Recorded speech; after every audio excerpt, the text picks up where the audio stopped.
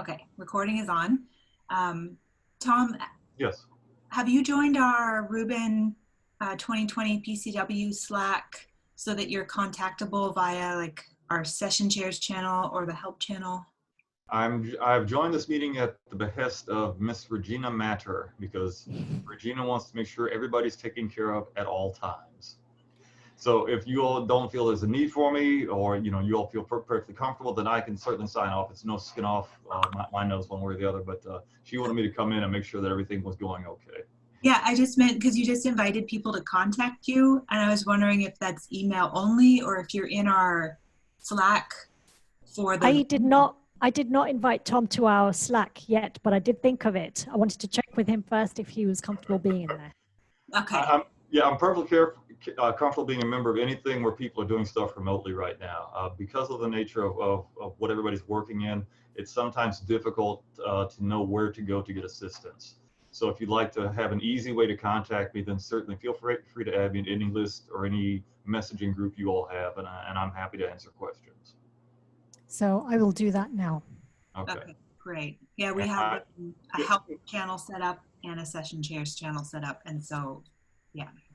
Okay, excellent. No problem.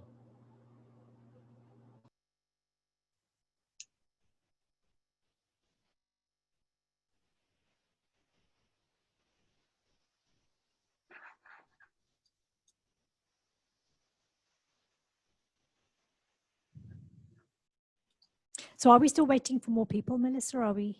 I just noticed that the people who said they might be a little late are now here, so I think I'm just going to share my slide deck and start going.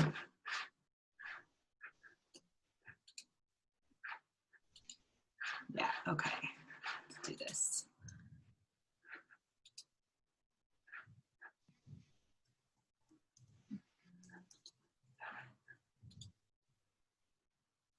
Okay, screen sharing.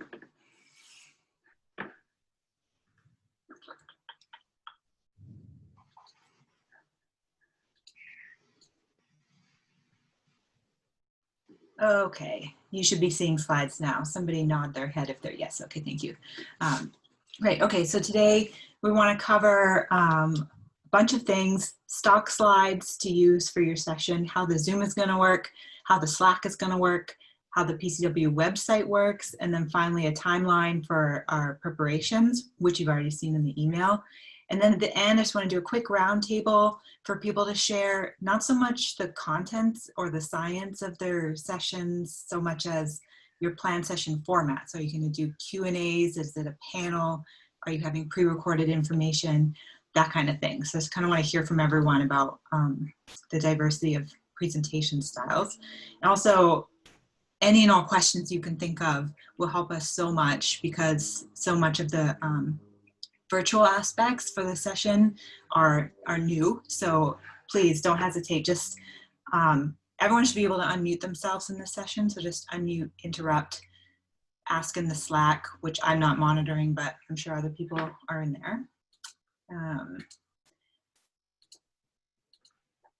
So, and also in case you haven't met Rand Paul before, she's the chair of the organizing committee. And also online today, I think we have Emily Acosta with, yes, there she is. Emily is here with us as well from the Rubin communication team. She does a lot of the website and a lot of the behind the scenes work. And it's the three of us who are all admins on the PCW Slack as well. So it's often going to be one of the three of us who's responding to your questions about the PCW. And also I want to thank the Science Organizing Committee, who I've listed here, have been busy putting together sessions and working out details. So thanks to them as well. Advanced slide, please. There we go. Right, so I want to start with some stock slides. I've made an example welcome slide that we can all show that has like the session title and information on it. So you can have that showing as people join the session so they immediately know that they've joined the correct session. After that, there's going to be 2 slides about conduct that everyone should copy paste into their slide deck for their sessions and briefly review them with all of your attendees. Also on this slide, and I'll email the link to this slide deck around after this meeting so that we all definitely have it. Also on this slide, there's links for additional Rubin themed stock slides that you might want to use. And I put a couple in another slide deck as well for everyone to use as they wish.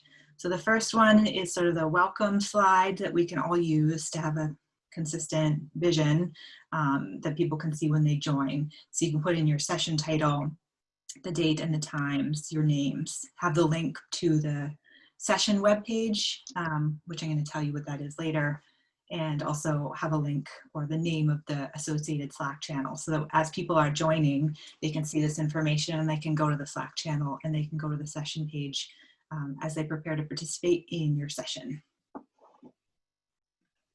The first stock slide is just like the friendly reminders slide about all talks being recorded, the recordings being available the next day, and how to react to people's comments in the Slack. So just using emojis in the Slack to give thumbs up to questions.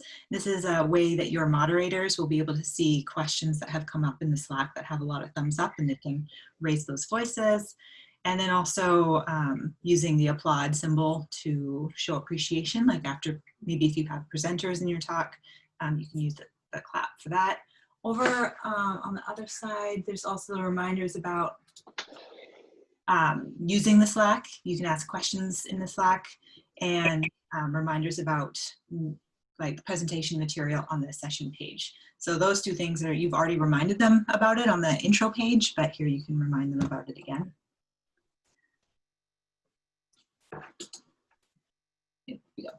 The second friendly reminder is about the code of conduct, of course. So right here on the left, there are, you can show people exactly where to find the code of conduct on the webpage. And then over on the right, there's just sort of the basics that you can remind all of your attendees that Rubin, like the principles that Rubin adheres to, anti-discrimination policy, and the reporting instructions. The reporting instructions for if people do witness bullying or harassment or aggression. On the code of conduct page in the website, I believe it lists who those, who people will report to. It's right there. I forget their names right now. I think it's Andy Connolly is one of them, but it's definitely on that page. So you can direct. Melissa? Yes. Just a suggestion. Maybe this friendly reminder goes before the previous one. Sure. Yeah. To have the code of conduct come first, and then it's the details about interacting. That makes sense. Yep. That does make sense. Yeah. Okay. I'll switch those two in the deck before I send it out, so we all do that. Just gonna make a note.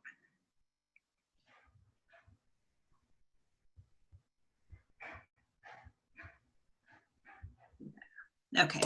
So after you've welcomed people to your session and reminded them about code of conduct and sort of how to participate, then your session just starts. So thank you for showing those slides when you do. And are there any questions about the stock slides that I just went over?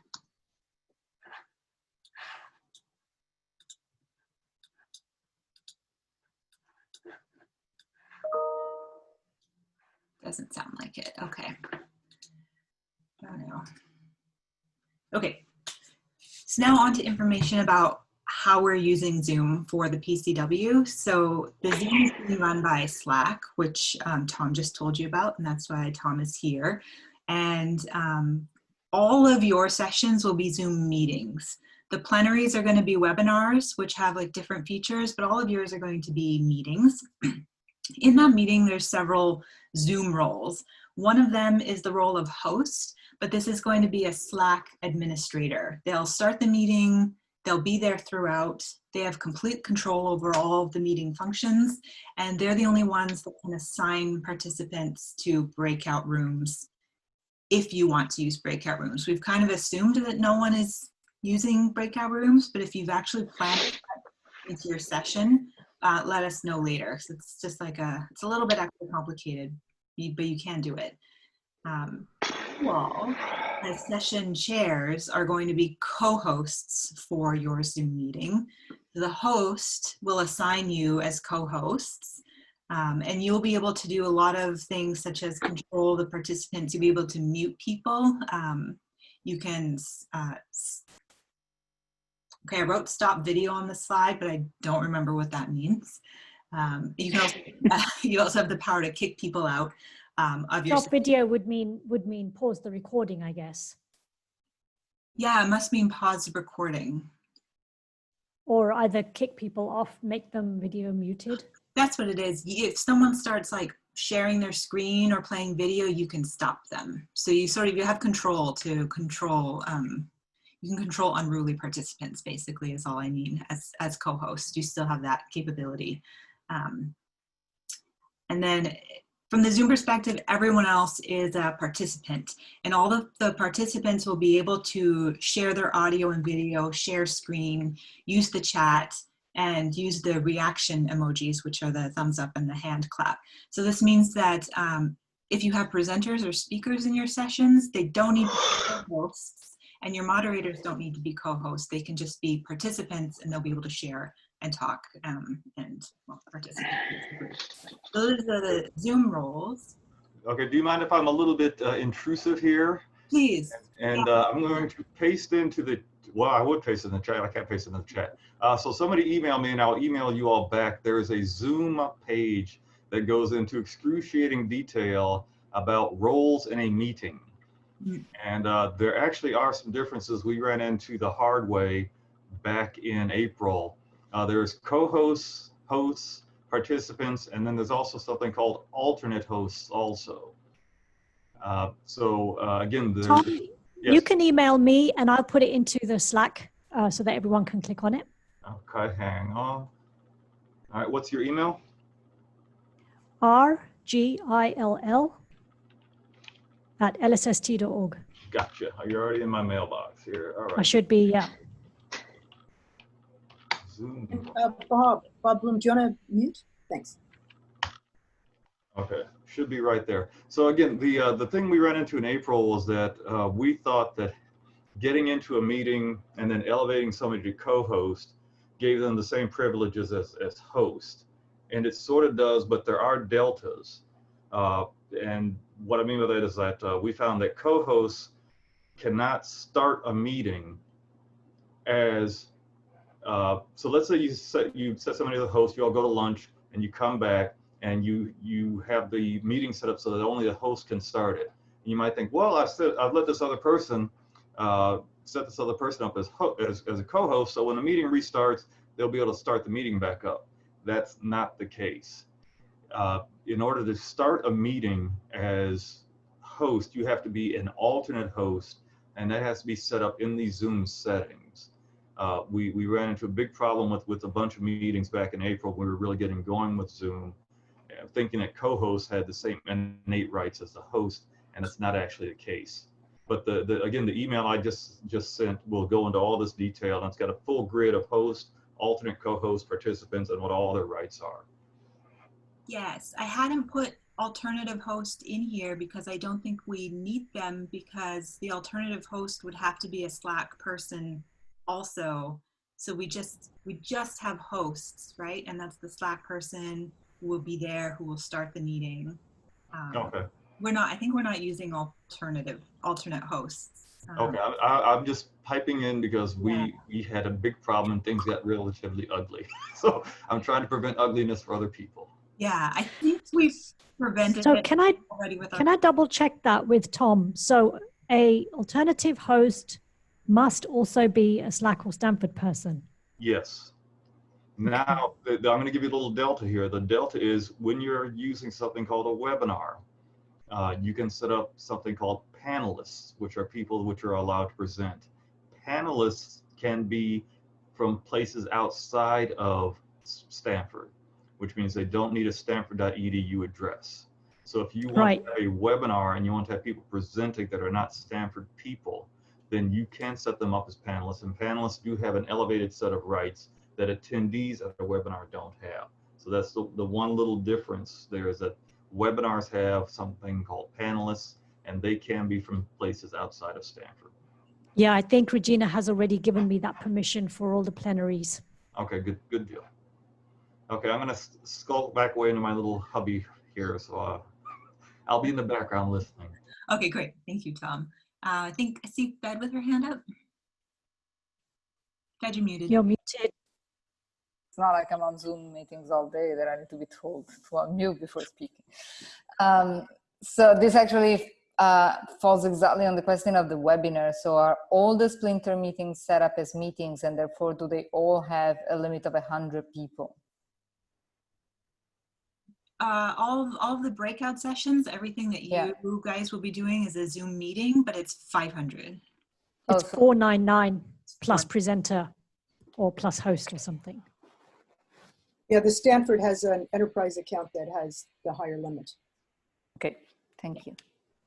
And the webinars have 999, I believe, plus presenter or host. And we're currently at like 330 registered participants. So we're still good. Yes, okay, right. So Slack, so the Zoom, it'll be a Slack person will be hosting your session. You will be a co-host. Everyone else is a participant. Oh, sorry, Fed. Yeah. Yeah, actually, one important thing for the diversity, equity, and inclusion session, I don't know if Keith is here, but given how we set it up, we're definitely going to need to be able to do the breakout rooms and to have multiple people that can access the breakout rooms to check on them. Is that going to be possible? Yes, we'll just set it up and we'll make sure we'll put you, I don't know exactly who is your host, but we'll just, I'll get you guys set up. That's good to know. Yeah. I'll get you set up. We'll get in touch. We'll figure out who your host is going to be. We'll make sure that you have that capability. Yeah, Melissa, both of the LSSTC sessions will also want the capacity of doing multiple breakout rooms throughout the session. So that's both your fundraising one and the DEI one. Yeah. Yeah. There might even be something to be said for having multiple Zoom numbers as opposed to breakout rooms, because with the breakout rooms, I think it's random, but we actually don't want random breakouts. It's not random, but it's quite cumbersome. But it's, it's going to take some work to put the specific people in the specific rooms. So right. I think maybe that's why I'm wondering if maybe people should just, if there's just like 8 different Zoom lines and people just call into the appropriate line for their group. That might be easier because the host has to individually assign people to breakout rooms. So if you want. Or you can do it by a CSV if you know who will be on. Yeah. Yeah, exactly. See, Melissa, so I think it can. When Melissa and I discussed this with Tom and Regina and with Slack in general, we were hitting this issue of the fact that we are not Slack people, and then it's an overhead that we didn't think we could cope with. And I thought we were saying we would not be doing breakout rooms because of that limitation. Oh, whoops. Did we say no breakout rooms? I thought. Because randomly assigned breakout rooms are very easy. It's the yeah, but if you don't want random, then. So ours won't be random, and we will ask people to sign up for a breakout room shortly in advance of the meeting to select which breakout room to be on. But still, we will need to be in contact with the Slack person to make sure that they can prepare the breakout rooms and distribute people quickly, because we only have 1 hour, and that can be very time consuming. Yeah, you also need, then if you're going to have like 8 other rooms, you need 8 moderators. Yeah, we're planning on we need 8 moderators to moderate the conversation. Yes, we have that on our agenda to find those people, but I don't think we need 8 administrators. I don't think anybody in the breakout rooms need to have admin privileges. But we need the host to start every single one of those, right? Yes. Yeah. So are we really talking about breakout rooms? Or are we just talking about multiple Zoom numbers? Keith, I'd be happy with multiple Zoom numbers if that's the way we want to go as well. It might be easier because then we don't have to decide in advance. There's no other competing sessions with Yeah. the DEI session. So for us, it would work. Okay, we might be able to take everything we're doing for Rubin Research Bites and repeat it for your DEI session, as in, we might be able to just use all of the same rooms, maybe 8 to 10 rooms that we'll have for the RRB in parallel, and use them Friday morning. Before Which means you need to give us 8 administrators from Slack. which means we need 8 Slack people to serve as hosts, but we'll have to have that for the RRB session anyway. And so just for one moment before we go further on this, I just wanted to check with Jeno. Yours are random? I think we can be okay with random. Okay. Okay. Melissa, and I think an important point is that once the meeting starts, anyone can be assigned to be a co-host. Yes, but you have to be the host to actually like start the session. Oh, I see, for those separate Zoom numbers, yeah. Okay. Yeah. Yeah. You know, one thing we did for the desk meeting, as you probably know, is that there were a lot of Stanford and Slack members attending who were all made alt hosts and things. And so a lot were recruited, and I assume you're already recruiting people, but there may be more recruitable people out there. There may be, yes. Yeah, we can look at the attendee list and poll all people with Slack and Stanford and see if, you know, how much they were intending to participate. Sorry, I'm sure that this is a trivial question, but when I set up my Zoom meetings, I have an option to say it will start at the time, whether me, the host who created the meeting, is there or not. Is there a security issue? I assume that we don't want to do it that way. Tom? Hello, sorry, I got tied up reading an email. Can you No worries. back to me?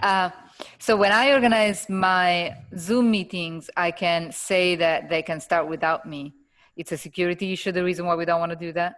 Yeah, generally we don't recommend that anymore. Yeah. You know, but it's sort of, it tilts a little bit both ways. You know, we don't recommend it, but at the same time, it's often awkward to try and have the people wait for the host to join. If the host is a couple of minutes late, then everybody's sitting there. You can also enable something called a waiting room, where you can let people in on a one-by-one basis. That is very cumbersome. It is. So, you know, yes, the correct thing to say at this point is we do not enable join before host. The second tier of this is make sure your meeting has a password. So if your meeting has a password, there's less of a potential issue with enabling join before host. All of our meetings have passwords. Regina has set them all up with password. Okay. So we still would recommend against it, but it would not be we would not be as adamant about it if there is a password on the meeting. Maybe for the meeting, for the sessions that need multiple Zoom rooms, multiple Zoom links, like the DI session and the research bites, so that we don't, because otherwise we really risk that one of them is going to have one late host, and the probability increases if we have 8 or 10. Yeah, exactly. And it can be difficult, especially, let's say, somebody like Regina, who set up the LSST meetings this week, she has something like 9 or 10 Zoom meetings.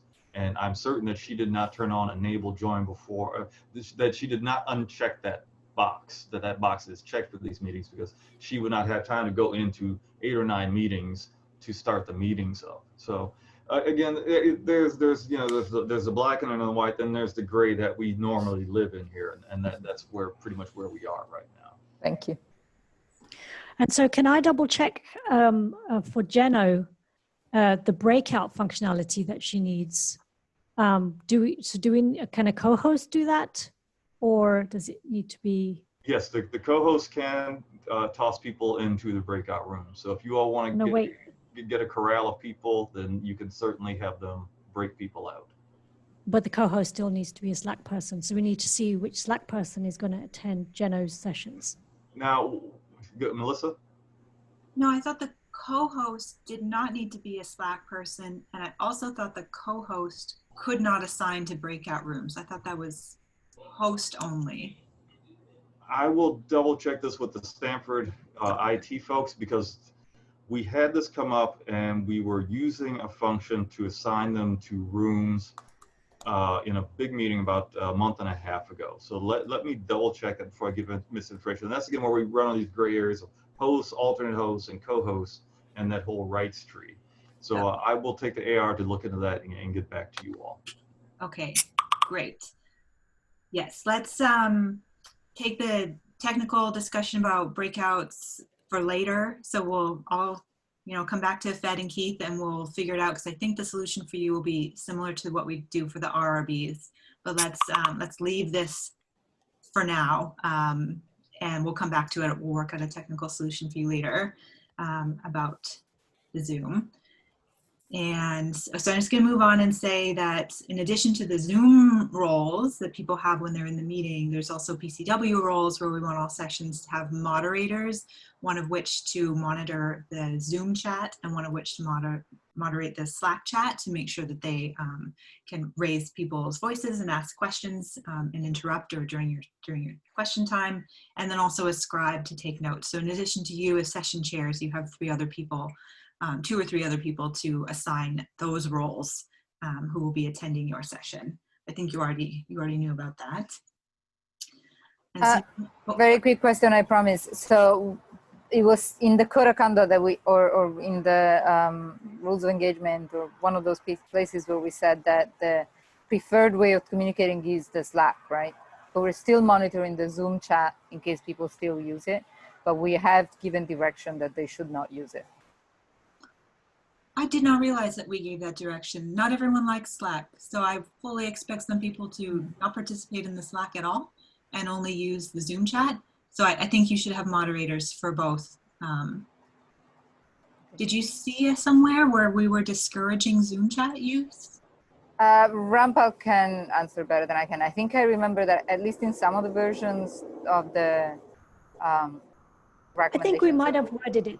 I think we may have worded it that way, and I don't think that's a problem at all, because we've left it open to still have Zoom chat enabled, and people can still chat there, and it'll still be moderated.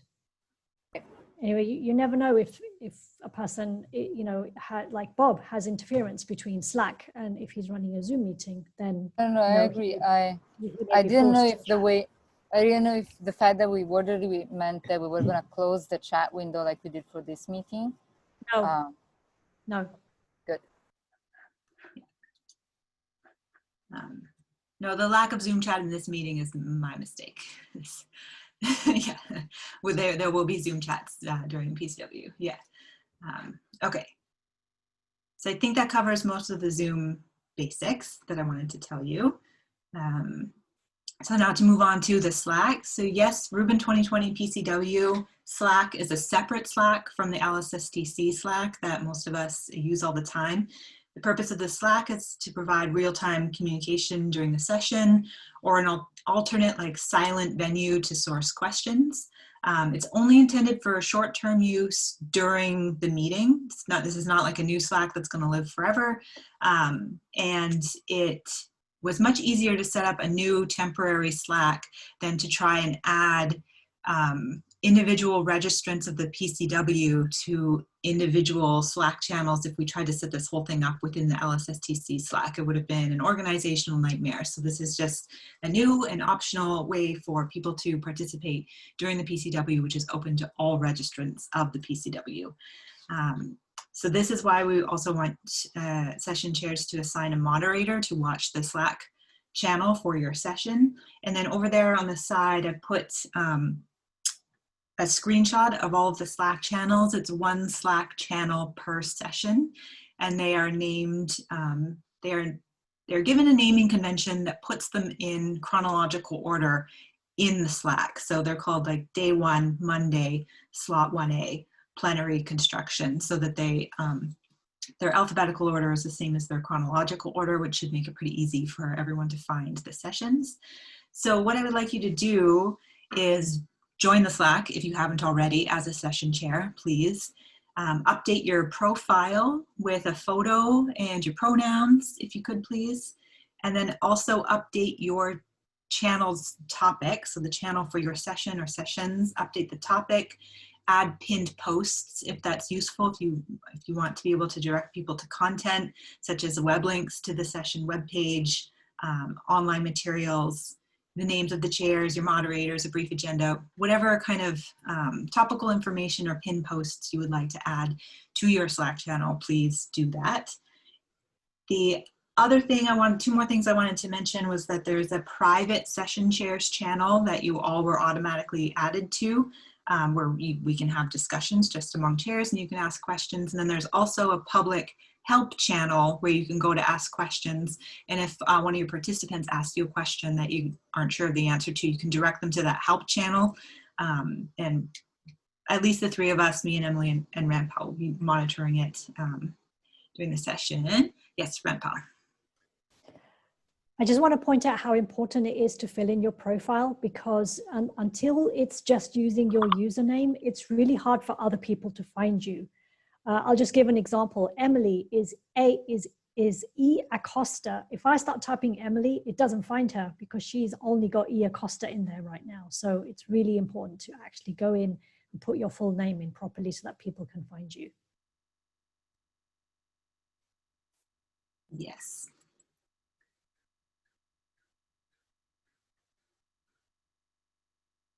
Okay, so that's the Slack. If anyone has lost their invitation or doesn't know how to join, just ask me later and I'll get you set up.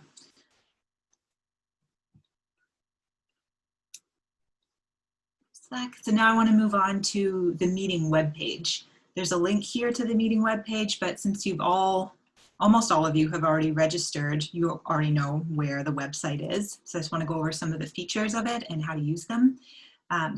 What I'm showing you now is just the home page for the website. But there's also, so under program from this menu, you can access the schedule, which takes you to the block schedule. And you can also access the agenda by day. And what I'd like for you all to do is go to the agenda by day. So go to the home page, choose program from the menu, and then go to the agenda. And once you're there, you should be looking at the agenda by day. And each of the meetings has, its own agenda entry item.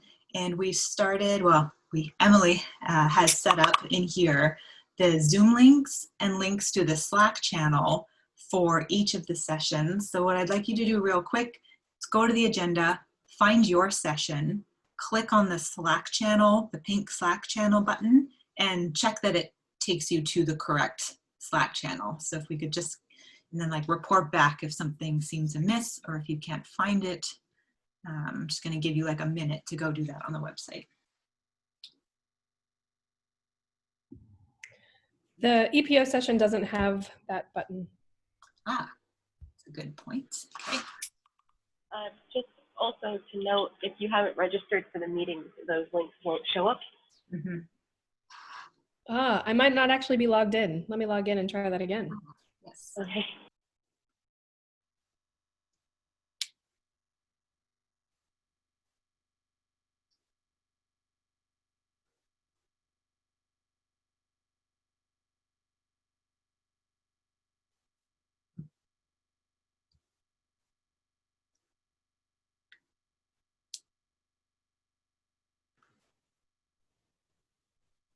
Anyone have any problems so far? So I find that I have to add the Rubin LSST, the Rubin PCW 2020 to my Slack app. Otherwise, it just takes me to the Slack app, but not to the channel. And I think maybe we want to say that in the instructions, unless it's my own problem because of our own setup.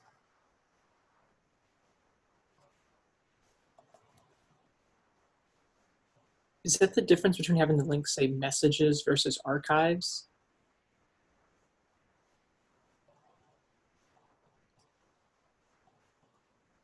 Because I think the default link that you get, is somehow not as convenient. Is directly taking you to the channel. Oh. What do you mean by direct? Because the only way I know how to get a link is to right click on the channel and say copy link. Yeah, so the link that it gives you there, I think it has archives in the link, And that's Yep. somehow there's like an extra step that you have to do. If you replace archives with messages, I think it takes you directly to that channel. It did take me directly to the channel though, once I had the Rubin PCW 2020 Slack loaded on my app. So I had to add the workspace to the app first. Yeah, Yeah, it takes me straight there.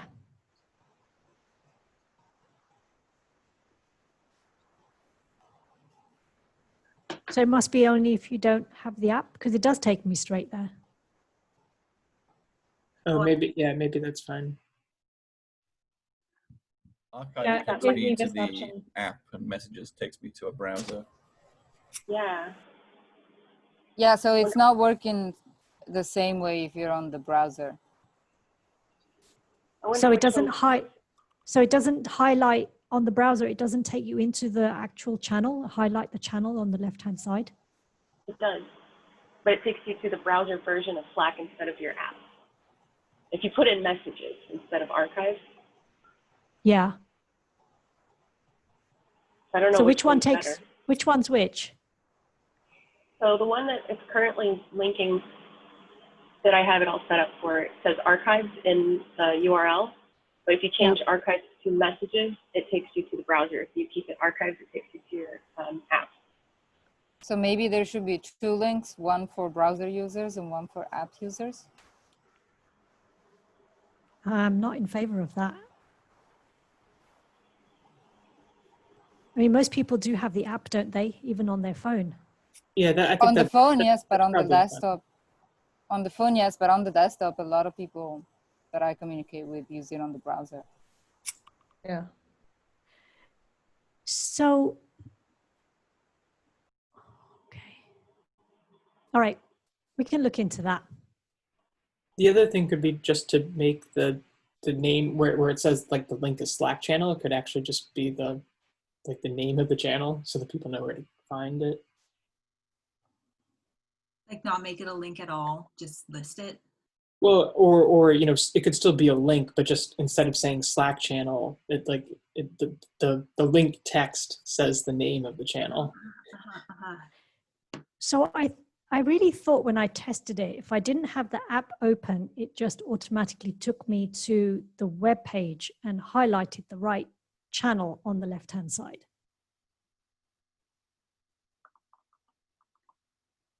But maybe it's a difference between if you have the app open and if you have the workspace loaded on the app. Oh, but you're saying that it's not, it didn't behave like other people are reporting on the browser. Yeah. I just used it on the browser and it was fine for me. I had to click the open this link in your browser at the bottom there, but then it directed me to the right channel.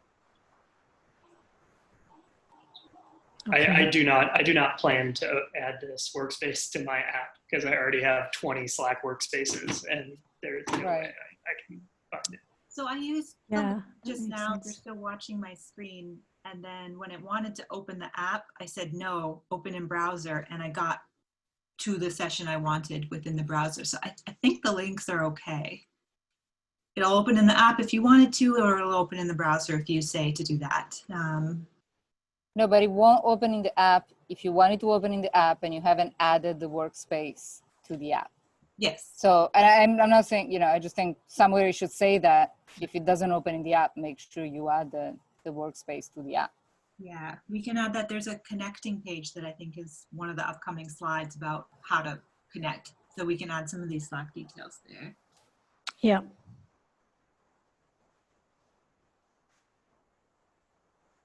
I raised a different point quickly, and it's about for the Rubin Research Bites, and this might be for some of the other sessions as well. There's just one join now for the Zoom, and we should probably just take that down for now because we're going to have several for the Rubin Research Bites. And also something for Tom Patterson. When I selected the Slack, it went ahead and took me there.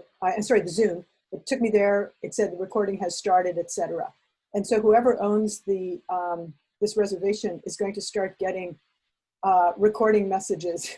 This happened at the desk meeting where Tom Glansman was just being bombarded with emails that his recordings were ready, and it was hard for him to then actually find the one that was the real recording. So he eventually just turned it off. But so if this is going to be up here while people are, once they've registered and they're going to it, they might just like, oh, I'm just going to try this out. And all these recordings are going to start. Anyway, that could be just taken offline, but it's something to think about. Thanks, Pat. That's a good point. So that would be Regina getting all of these recordings, these snippets of people testing. Yeah, you could ask her if after this meeting, if she's getting a bunch of emails about recordings. I'm sure she is. But it's a little bit labor intensive for her to go and switch them off for each and every one and then switch them back on again later. Yeah, maybe she just needs an email filter. Yeah.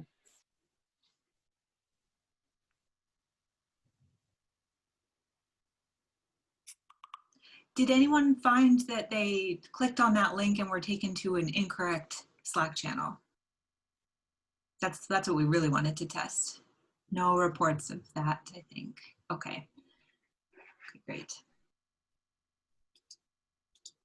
Okay, heading back to our presentation, heading back to the slide. So we've checked linking between the agenda and the Slack channel. So now I wanted to tell you about your session pages. So each of your sessions has a page in the website where you can, right now it's just the default abstract is all that will appear on your session page. I'm showing you the one for the community alert brokers where I've added a bit of an agenda. And then I've also added a list where we're going to have different brokers make pre-recorded information or just links or other things about the brokers available to users in advance. So I've added an agenda and this list to the community brokers session page. If you would also like to add such things to your session page, like an agenda, a list of speakers, whatever it is, panel members, you can just send me that text and I'll edit the web page for you. That's the easiest way. If you have materials that you would like to upload that are less than 8 megabytes, such as slide decks, you can do that yourself. Down at the bottom, there's a link there that says add slides and you'll be able to upload materials like that. If you have materials that are greater than 8 megabytes that you want to make available for your participants in advance, here, use this Dropbox link. This is something that Emily is organizing. So when you do use the Dropbox link to upload, say, like a pre-recorded video, of you giving a presentation that you would like people to watch in advance. When you do upload that, if you do, also email Emily with the name of the file and a bit of details about it, like which session is it for, what is it, and that kind of thing. So that's how to update your session page with agenda and how to make additional materials available to your participants. Any questions about this? I'll give you a second to just maybe go look at your session page.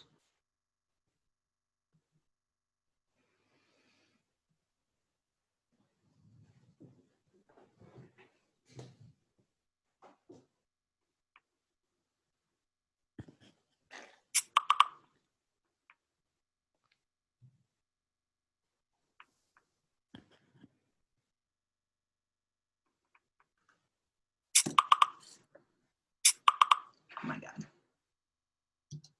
I don't know if that's my Slack making all the noise, but it's driving me cold. Simple question, Melissa. Presumably you can handle URLs if we send them to you.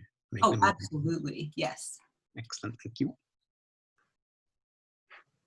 Yeah, for example, for the alert brokers, I suspect some of the things that people will want their users, want attendees to preview will just be like their website.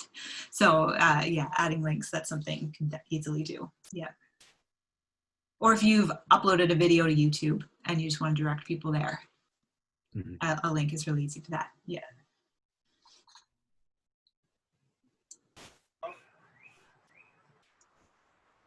Okay, I'm going to move on to the resources page on the website, which is where you'll find the code of conduct and then resources for attendees general, for your presenters in your session, and then also for you, for the session chairs. All of that is already there on the website. So there's a list of presenter guidelines, which is like the usual things about, you know, how to look good on Zoom and what presenters should do in advance and stuff. So if you are having panel members or people give talks, please point them all to this webpage so that they can look at it before they give their presentations. There is a similar one for all of you, for the session chairs. Almost all of the guidelines and information that's on this webpage you already got by email. So there's things there like what to do and our timeline. There's also, I wanted to point out, a Zoom room that's available to use as testing at any time. But also there will be support staff hours Friday, so that's the Friday before the PCW, through the Thursday of the PCW from 1:30 to 2:30 p.m. every day. There's like a staffed office hours time. So for example, if you or your presenters, maybe you've never used Zoom before and you want to test out some of the features or practice screen sharing or check which of your various microphones gives you the best sound, anything like that, you can go to the Zoom room and test it there. And the links to this test Zoom room are available in the session chair guidelines, but I think they're also available on the attendees and the presenters guidelines pages. Did I hear? I think one thing that people need to check, that I'm seeing over and over this week actually, is when you have two screens and maybe even your second screen is a split screen, Zoom doesn't always pick up what you expect it to pick up. And so people aren't seeing what you think they're seeing. And so I think that's something that's really important to check just, you know, ahead of time to make sure, so you're not fiddling around at the time in front of 100 people, whatever it might be. Yeah, testing how to share the appropriate screen, or some people share just one app sometimes instead of their screen, which if people want to test that, especially if you're going to do like a demo or something, you might want to test that you can just share a single app or a program.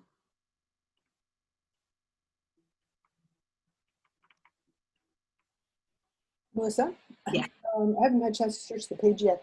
Do we mention dual monitors usage at all? Because one thing that at the desk meeting, someone early on, actually Chris Walter, had pointed out to a bunch of us, that in Zoom, you can set up in your preferences dual monitors so that when you come up, you've automatically got two monitors. So chairs, for example, can see the screen, you know, whatever's being screen shared on one monitor and the gallery view on the other, as well as the participant list and the chats and everything. So as long as it would be too crowded if you've only got one monitor at home. But if you have two monitors at home, it really helps in terms of seeing the whole thing. So I'll just jot something down to you, but basically in the Zoom app, you go to Preferences, General, and then just check off Use Dual Monitors. So I think that would be a good instruction to include for chairs. So you're saying to switch that off? No, on, so that, because by default, you only get one kind of Zoom monitor, right, page, but by checking, like putting a check mark, use dual monitors, putting that on, brings up the two, and it's a lot easier to manage a session as chair or facilitator or anything. I have that right now, but I thought you said off when you said on. That's great. Okay. Yeah, that is also what I do, but I haven't checked anything in Zoom. I just drag my gallery view to my laptop and my slides are showing up over here, and this is the screen I'm sharing with you. But this is for the, so if someone else is sharing their screen, you'll be able to see their shared screen and your gallery view separately. Oh, it's for when you're watching. Oh, so this would be for attendees as well, not just for presenters. Oh, yeah. Okay. Or moderators who are trying to both watch the presentation and watch the gallery view, or, you know, multiple things. Yeah. Okay. Yeah, I have that on right now. I see all of you and I see Melissa's presentation. But it's a setting that you have to choose. Okay. Yeah. Okay, that's a good point. Okay. Thank you. Zoom tips. Yeah. Useful. Did you have one more thing? Yeah, another question. In the Slack, I haven't checked yet. Do you have anything like a hotline Slack channel? Help channel. A help channel, okay. Yeah. That will be monitored constantly, that people can go to, because we found also at the desk meeting that at the beginning, you know, people were arriving in a room and they didn't have anyone who could give them host privileges, and they quickly posted something. Someone got into the room, cleared up the mess. Yeah, I plan to set my notifications for help, and I think probably Rand, Paul, and Emily will have their notifications on. Yeah, so we'll be monitoring. Okay, you might need someone who has Stanford Slack privileges to be monitoring that, so that they can go into a room as an alt host and give people co-host privileges or host privileges. Yeah, I think. I will ask Regina. Yeah.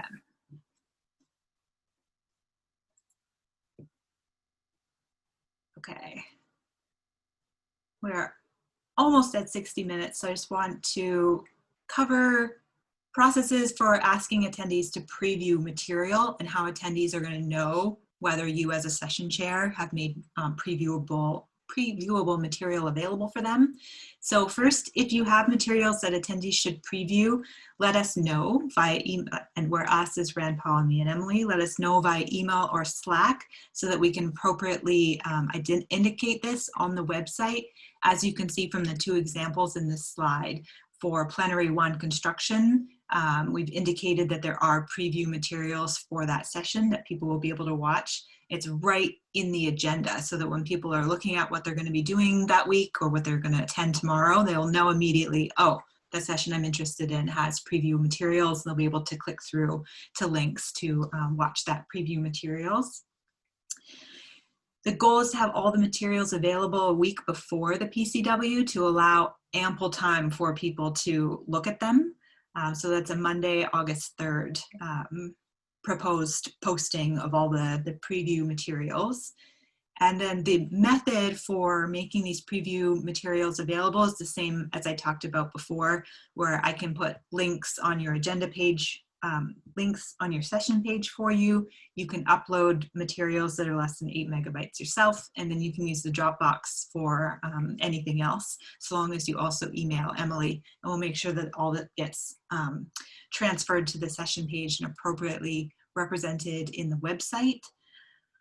I'm also proposing maybe on Tuesday, August 4th, to send an email to all registered participants to like really notify them, remind them that the preview materials are available, and just have like a quick list of which sessions have preview materials, so that they'll have that in just one email to really alert them to the fact that this exists. Yes. Any questions about providing pre-recorded or previewable materials? This is Bob. I have a question for Rand Powell. Maybe have we been given any kind of guidelines on how long the plenary should be, or what format, or anything like that? I've got to touch base with both you and Victor, who are having pre-recorded plenaries. So that's on my list of things to do after we get through this review. Thank you.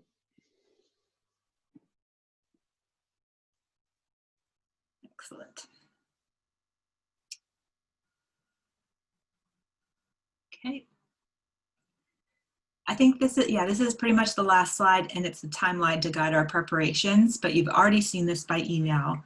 I've mentioned the Monday, August 3rd date a couple of times, and I think you sort of already know what to do. You've already been asked to join the Slack, use the testing room, review the guidelines, all of that kind of stuff. So, and then just the final reminder, I mentioned the Slack is very temporary, so make sure that your scribes or you take any information or notes or anything that happened in the Slack to take it out of there and to move it into a permanent home afterwards. And also a reminder that, there will be a breakout summaries, as always, a breakout summary session on the Friday. So each of you will be responsible for either providing one slide yourself that you will speak to, or identifying someone else, maybe one of your moderators or your scribe, to prepare that slide and speak to it in the Friday morning session.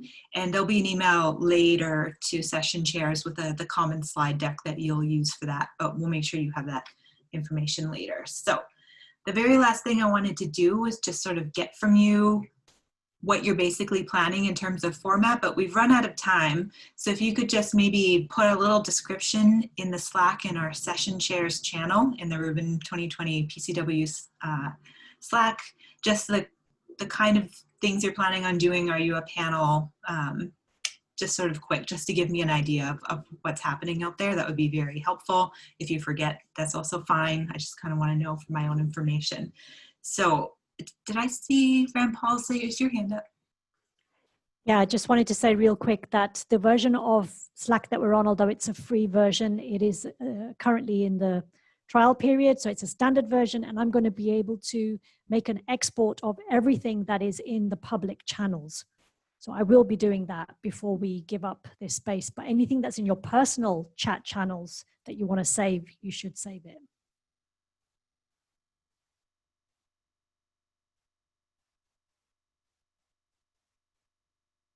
Yes. Okay, thank you everyone for being a session chair. First of all, thank you so much. I know it's extra work compared to other years. And we really appreciate it. And then thank you also for joining this session and for asking your questions. I think we worked through a bunch of technical details, and some of which we still need to firm up on, but it's okay. Everything feels very under control. So if you do have any more questions, just ping me on Slack or ask in the session chairs group. And otherwise, thank you all very much. I'll let you go. Thanks, everyone. Thanks, Melissa. Thanks, Melissa. Thanks. See you all. Bye-bye. Bye-bye. Melissa, can you stay on for 1 minute? Yes, I can. Sometimes it's valuable to use these few minutes right afterwards. Yeah.